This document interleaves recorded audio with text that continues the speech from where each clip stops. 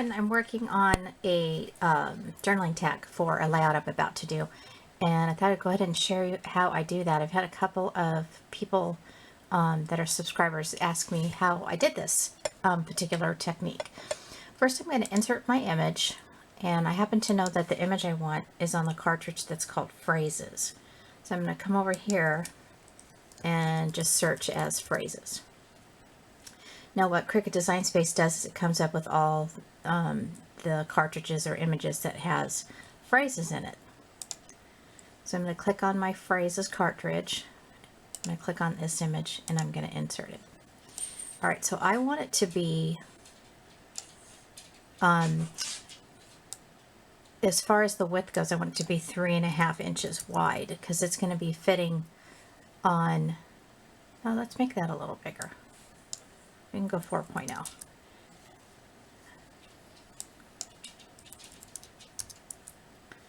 Yeah, that'll be nice. And the height can even be a little bit bigger. I really should be doing it more by the height, which would be 3.5. That's better. All right, so I need to ungroup it. So I'm going to right click, ungroup, and I'm going to bring this shadow piece over here like this because we're going to be writing on this one here. I'm going to add text and I'm going to type in butterflies are ... And I chose Ashland's Alphabet. That's a writing font. I think that is my favorite, one of my favorite writing fonts that are out there. Now that's not going to fit on that label, so I have to come over to the size and I need to give it the width of 3.5. And I'm going to bring it right over here. Then I'm going to type in free to fly. Let's not put a capital there. And again, I need to adjust the width to 3.5. Now the height is going to be too high. So I'm going to do, that height is a 0.5. I'm going to bring this down by unclicking the lock and bring it to a 0.5. And then let's even bring this in a little bit more. 3.0, just so the letters aren't all stretched out. Add text. Fly away with me. ... Oops, just a dot. Alright, and then this is going to have to be adjusted. Let's do the width of 3.5. And bring that right here. Now I want to go ahead and just highlight the whole image, including the letters, and I'm going to align it horizontally. Now it's all measured up and all in the middle and everything, so it's real nice. I love that feature. Then I'm going to need to attach it. So I'm going to do layers, attach. Now I'll show you how it's going to cut, and then I'll go to my exploring and cut it out. It's going to cut out the shadow first, and then it's going to come over here, and then it's going to write these words, and then it'll cut it out. But because I attached it, it'll write it and cut it out together. So let's go ahead and get started on that label, and I'll show you what I'm doing on the layout. I thought the white on that label was a little bit plain, so I went ahead and got my spiced marmalade and I inked up the edges of it. This way it pops a little bit from that black bottom layer. And just as a side note, this paper actually had texture on the back of it, but the Cricut pens don't really write well on the textured paper, so I flipped it around on the flat edge. I'm going to go ahead and pop up the label there with some foam adhesive. You know, I bought this at Walmart. I think it was $5. I don't use a lot of this, but I know you can buy it in really big rolls if you use a lot of foam adhesive. Maybe on Amazon, but I'm not sure. I'm sure there's other places that you can get that. I'm going to set that aside for a second. These are the monarchs. They migrate from Mexico down to a eucalyptus forest that's in Oceano, which is in Pismo Beach, California. I have done this trip several times when my boys were younger and had lots of pictures too. I've noticed that fortunately the numbers are dissipating rapidly. I mean, it went from 110,000 to about 35,000 over the last 5 years. So kind of sad about that. There's a lot of reasons why. I'm not going to go into it here on this video. Let's go ahead and get out some butterfly stamps. I'm going to be doing some heat embossing with some white Stampendous embossing powder. Now you're not going to be able to see the stamping part of this on the paper, and I just wanted a little bit more than just a black background on this. I didn't put any sort of plan together as far as where I wanted to place the butterflies. The one thing I did forget to do is I forgot to use my embossing buddy, so you can definitely tell that the embossing powder sort of flew around the paper. I was okay with it. I didn't think it was worth throwing the whole thing away.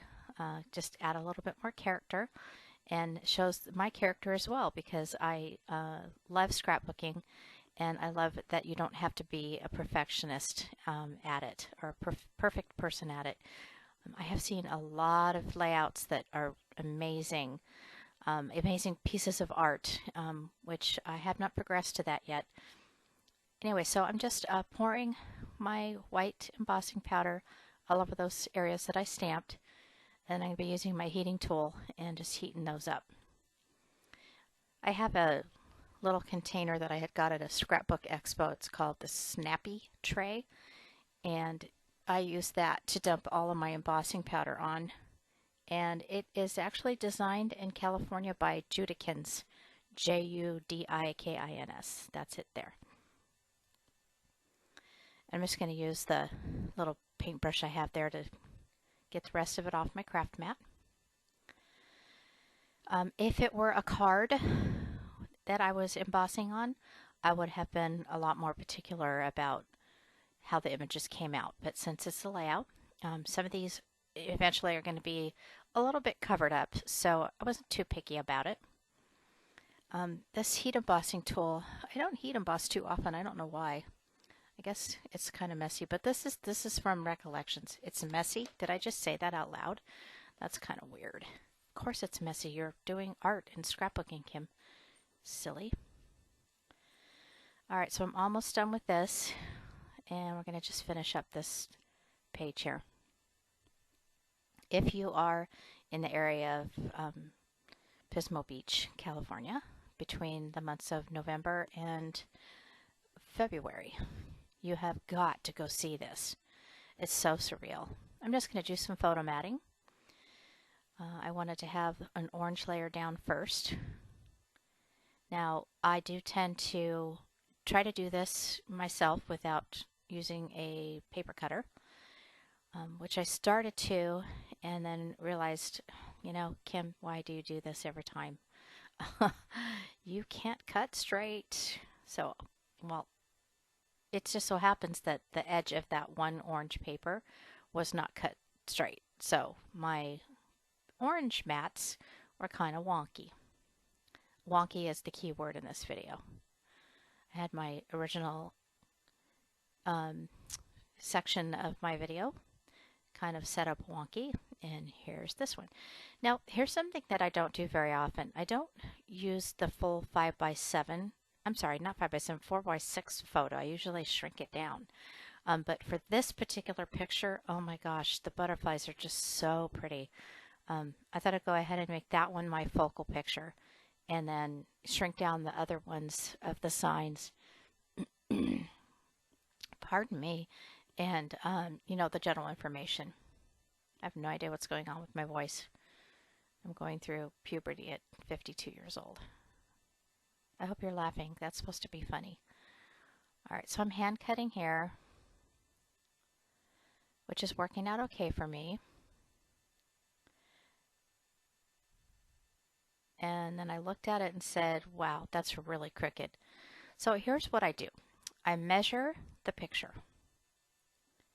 and then I take the photo mat and I cut it.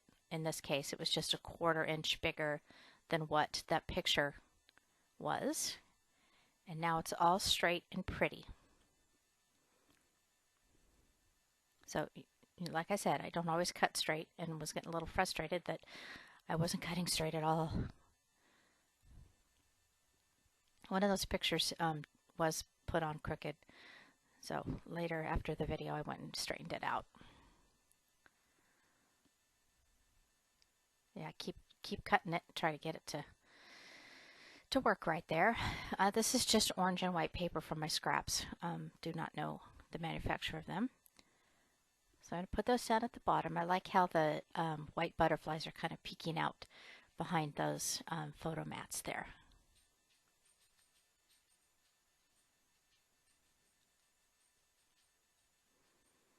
All right, now these butterflies are from the Spring Fling Cricut cartridge. And what it does on this cartridge is that you have to put your pen in your Explorer, and it writes and then it cuts. And I'm going to show you here in a minute one of them that you can see the pen mark on it. And I altered this slightly because I needed something to, behind it that it wouldn't blend into the black. So I went ahead and took a white piece of paper and I traced it, and then I cut around it with just like not even 1/8 of an inch of a rim. And I actually had cut out 3 sizes of those butterflies, but I ended up not needing them. I asked some extra butterflies, so I just ran out of room on the layout. Didn't want to OD on butterflies, you know. So I'm just going to fussy cut around that.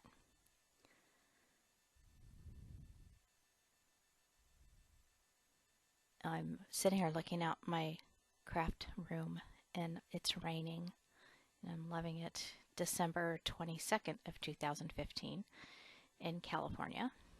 We need it desperately.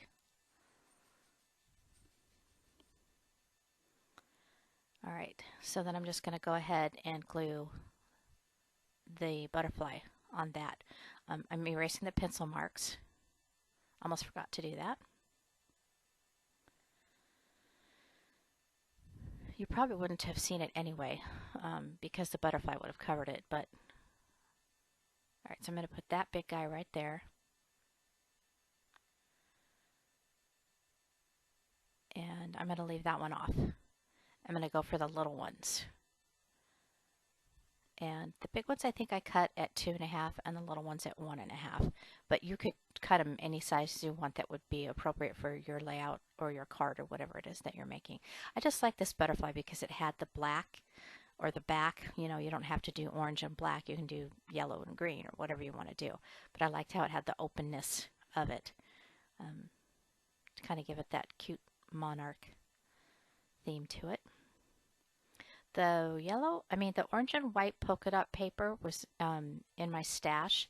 I have a big bin of paper that's not organized in any way that you could say, oh, this is Stampin' Up! Paper or this is Die Cuts with a View. It's just sheets of paper that I've collected.